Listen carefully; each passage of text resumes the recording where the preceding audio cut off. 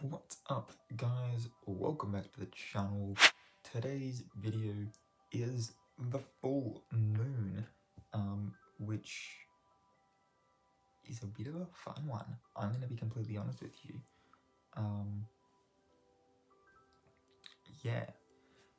We're going to start off, like we always do, with our oracle cards, but new edition, I've also got these ones, which are same brand as you can see, but these are the manifestation cards. So there's 48 in this one as opposed to the 44 card deck here, and all these ones are the 4 main phases of the moon: first quarter, last quarter, full and new, for each of the 12 zodiac signs. We've got a little booklet here I'm going to read from. That is today's card right there. Full moon in Taurus, detoxify, and that is also what it says right here. So it reads, you need a detox to restore equilibrium to your situation. Perhaps you've been obsessing and have fallen into a negative headspace. Whatever the case, you need to release any dramas, possessiveness, and stubbornness to free up everything. Digging your heels in won't help, and neither will allowing yourself to be mean. It could be a spiritual, emotional, or physical detox that's called for. If you're manifesting balance, you must find a balance between what your heart wants and what is practical to take the next step. If you're manifesting a mindset, your challenge now is to balance yourself emotionally. It might not be easy, but it'll boost your manifesting ability far more than if you're over emotional and therefore out of alignment. A manifesting ritual for cleansing. I can never pronounce this bloody flower. Add ylang-ylang? Is that? I've probably just made a whole bunch of people laugh. But I don't know how to pronounce that bloody flower. Anyway, add the essential oil of it to your diffuser. Sit comfortably and close your eyes. Call in, it says Hathor. You can call in whichever goddess of love and joy you'd like. So if you'd like to call in Brigid or Angus from Celtic, if you'd like to call in Aphrodite from Greek, or maybe you're more of a Roman and you want to go with Venus, maybe you're more of a Norse pagan and you want to call on Freya, do that, right? It's just the goddess of joy and love. And then feel that particular goddess empowering you to clear away negativity and to fill yourself with self-love and love for others. Another thing you could do is simply just think about times where you've felt joy or felt love, whether that you've given it or that you've received it, that have made you feel good. Recall those times and allow the memory of those emotions to cleanse you the same way. You don't necessarily have to be praying to a goddess. The affirmation for this manifestation is, I express love and love comes back to me.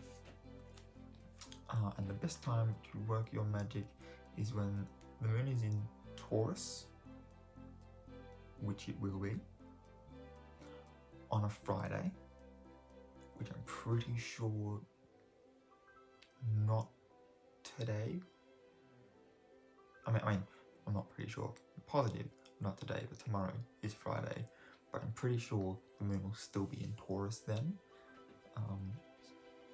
Or during Venus's hour, which is, let me just flick back to the page it's telling me to flick back to, the other end of the book,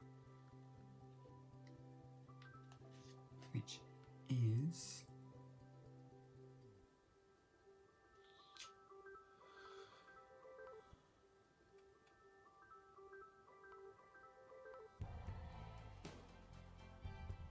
right. there's no given particular one time.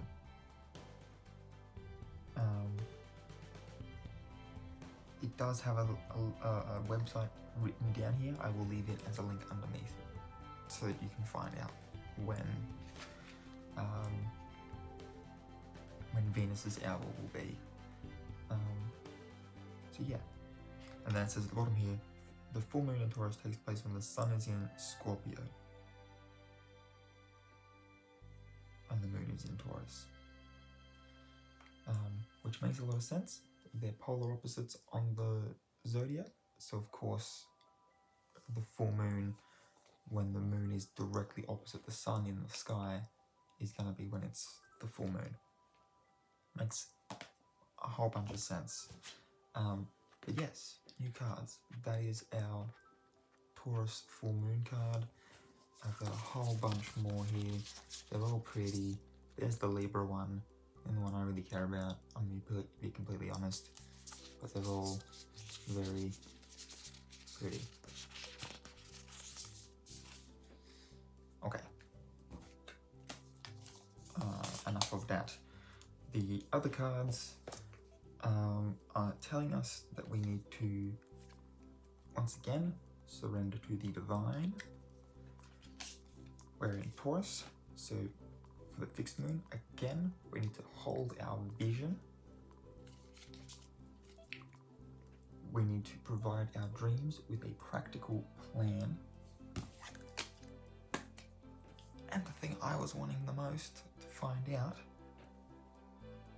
conclusions are within reach, which I'm taking as a sign from the universe to let me know that I will find out this month whether or not I'm going to go to afters or not, and not like one of my friends thinks, next month.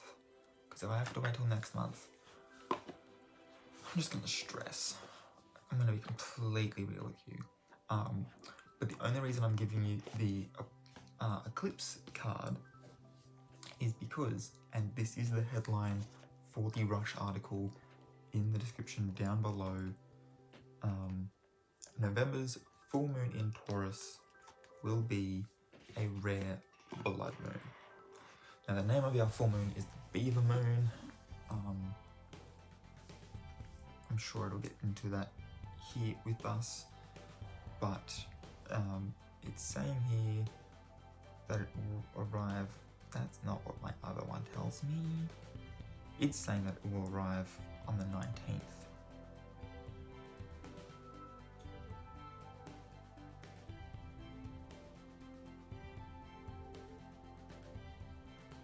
At 7:57 PM, and yet it's only just, oh, it's 12:12. Make a wish, guys.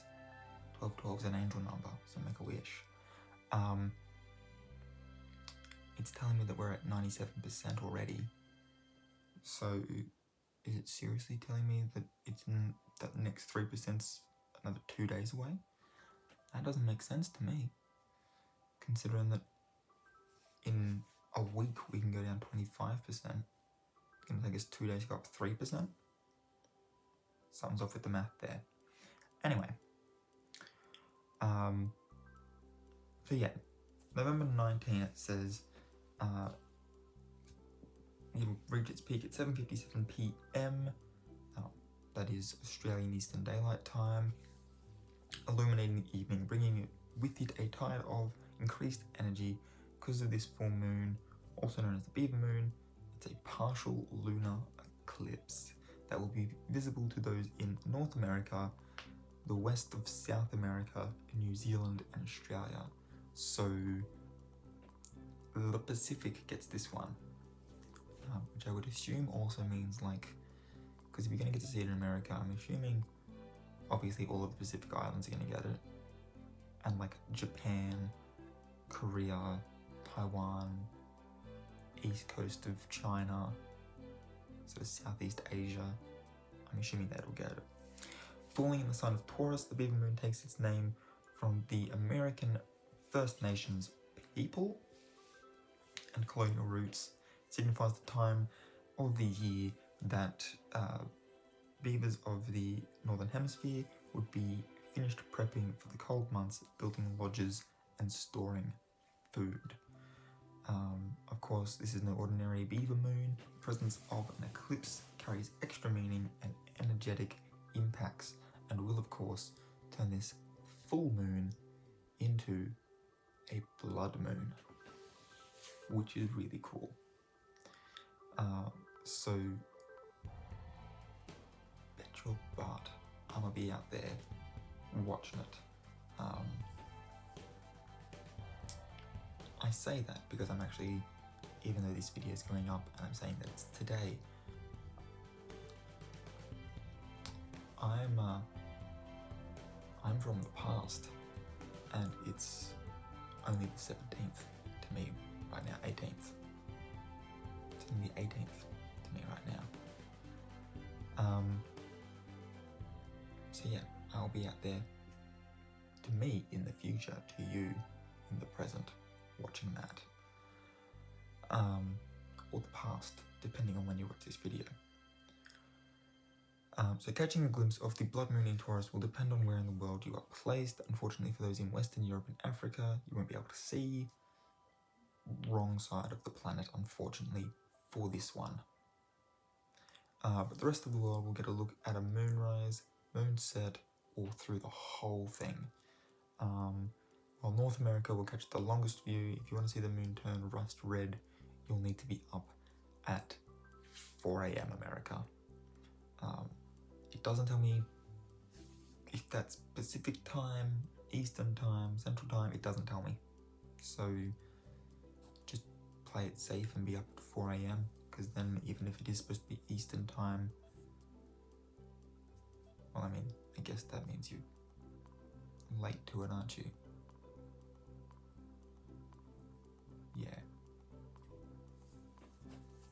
4 AM, alright? You'll see it.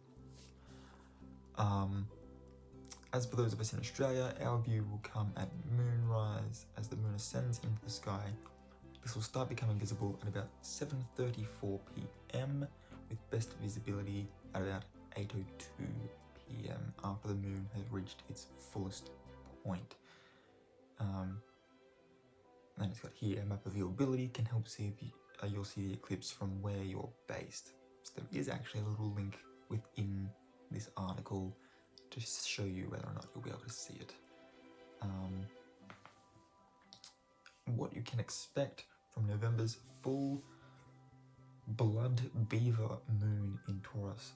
A blood beaver sounds like Dracula has fed on a woodland creature.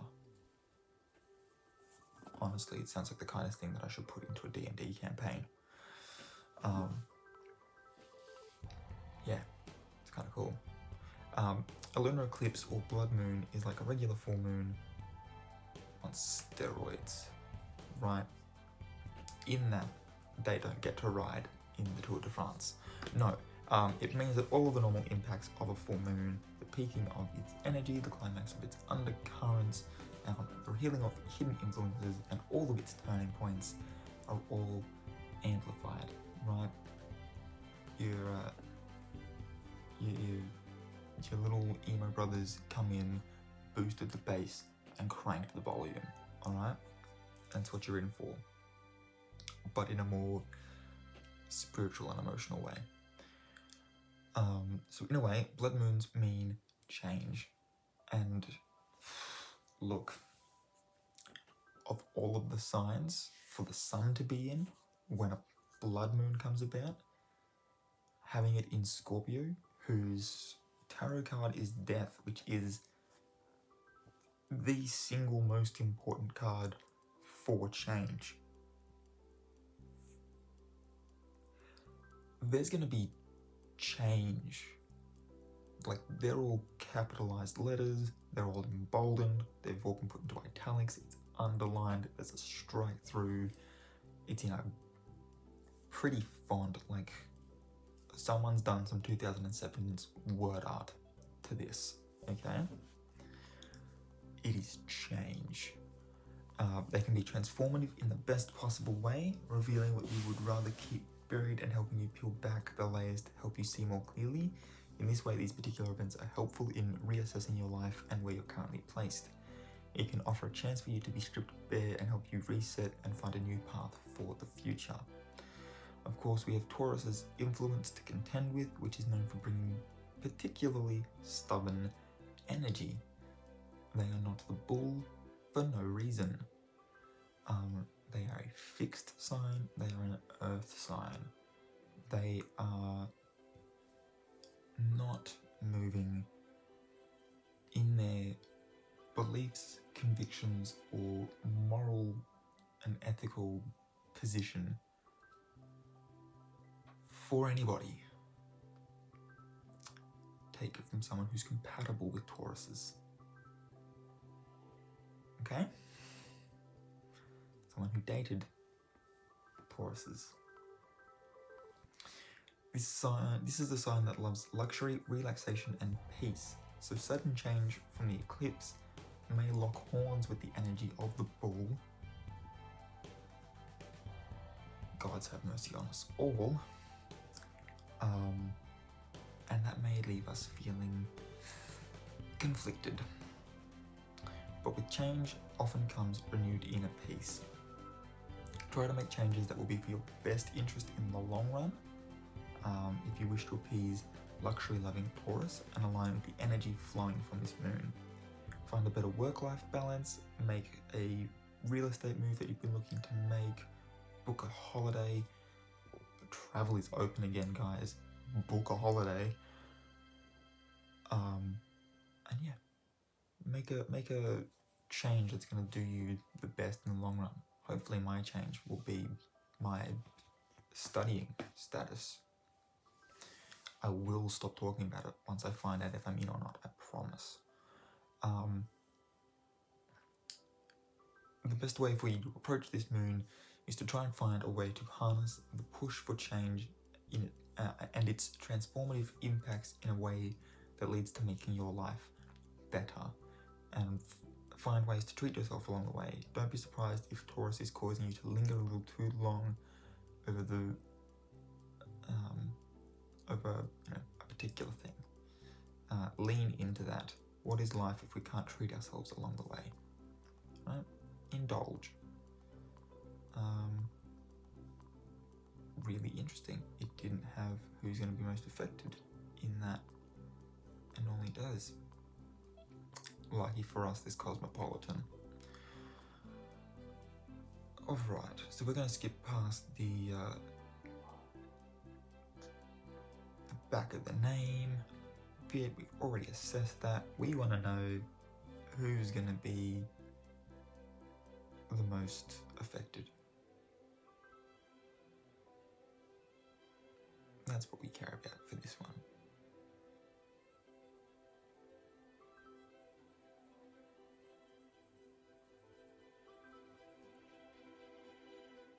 And okay, apparently Cosmopolitan's not going to tell us either.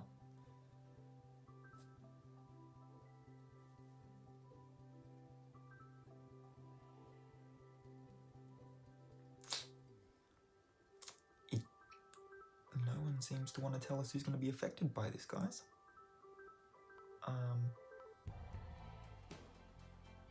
Here we go. These 4 signs will be most affected by the full moon eclipse. Thank you. Not Cosmopolitan. Bustle. That's the link down below. All right.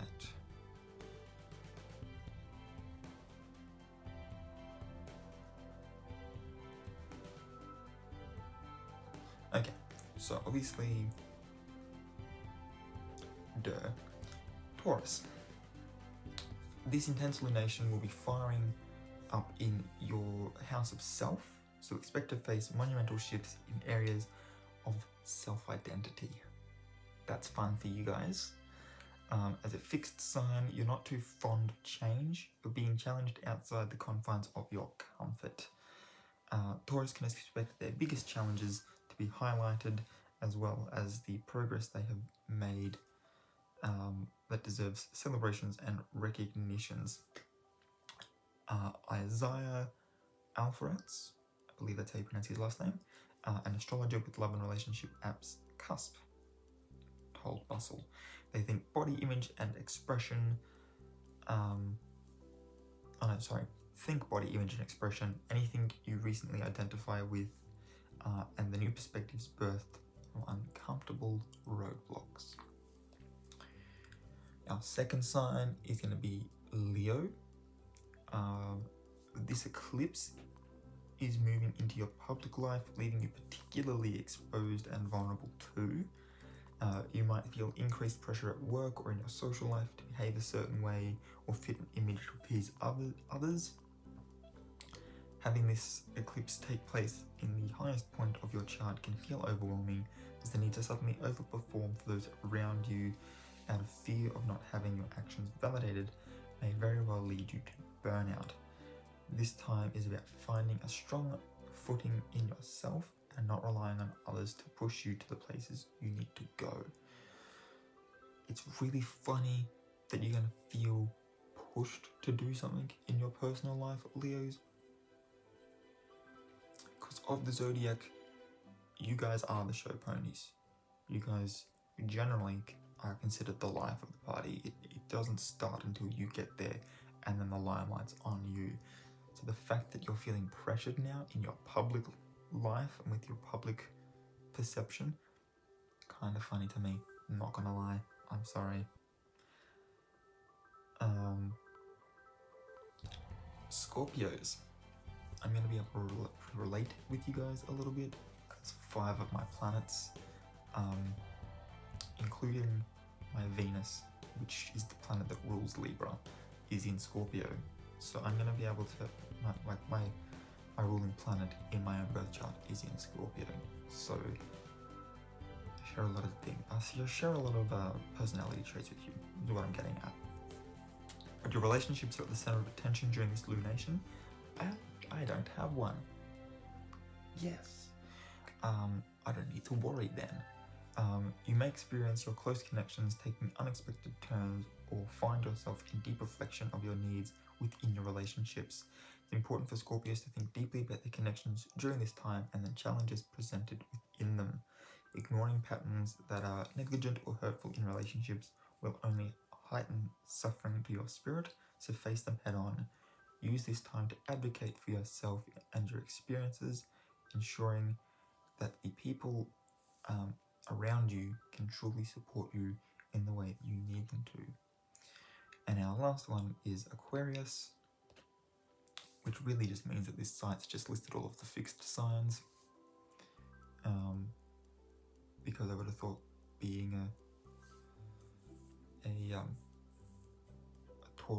being a Taurus moon, Taurus is ruled by Venus, I would have thought that Libra might have gotten some positive effects, but hey, whatever.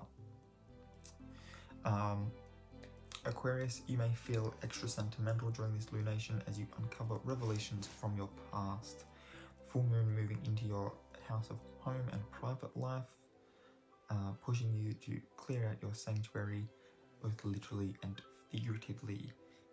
It's a time to nurture and reparent yourself as you move into a new phase of life.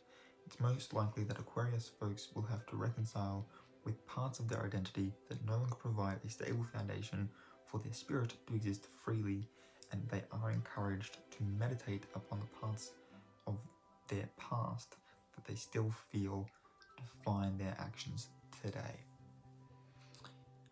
And that's it. That's what we've got for this video. I will be putting a second bustle link down below. It has the 3 zodiac signs that can relax during this lunation. These ones are the ones that are going to get off the easiest. Those links in the description down below. If you are new, please hit the subscribe button. While you're there, ring that notification bell to turn the post notifications on so you can stay up to date with my latest videos. If you enjoyed this one, please give it a big thumbs up, and until next time guys, keep your head screwed on.